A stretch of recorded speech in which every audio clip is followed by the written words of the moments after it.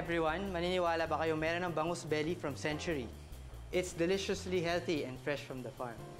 Century Premium Frozen Bangus is the newest line of products from Century Canning Corporation. It has a delicious boneless fillet, seasoned and prepared to perfection. So it's definitely healthy, rich in omega-3, DHA, a good source of protein, and has no preservatives. It's available in the frozen sections of selected supermarkets in Metro Manila. Ngayon, simulan na natin ang beer battered bangus belly. So make sure pagkabukas tatanggalin natin yung bones na maiiwan, which are nasa gitna. Tapos ikakat siya ng 1 inch. First is flour, and then we add baking powder, and then beer. So ang measurement kasi nun, hindi mo makukuha ng 1 sa flour. Ngayon, kailangan siya maging parang pancake batter. So, dadagdagan ko ng flour para mag-coat siya sa fish. Initin natin ng oil. So, since I decided to use yung unseasoned bangus belly, so ngayon, sisison natin with salt and pepper. Tapos, iaano natin sa flour, coat, and then sa batter.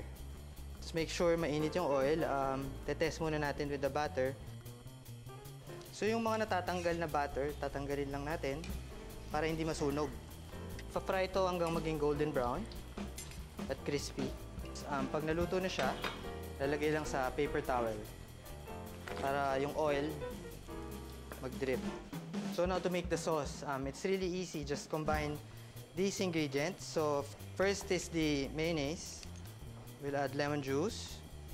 So ako, I put anchovies with the tartar sauce, pickled gherkins, onions, grated garlic, and then we have capers at pepper. Ready to go. Napakadali. Tapos, lagyan natin chopped parsley sa taas, and then the sauce. So, this is our beer battered Century Premium Boneless Bangus Belly.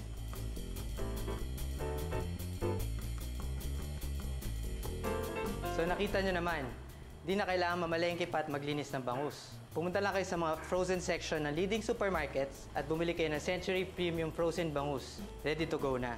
This is Gilbert Pangilinan. Secrets of the Masters will be right back.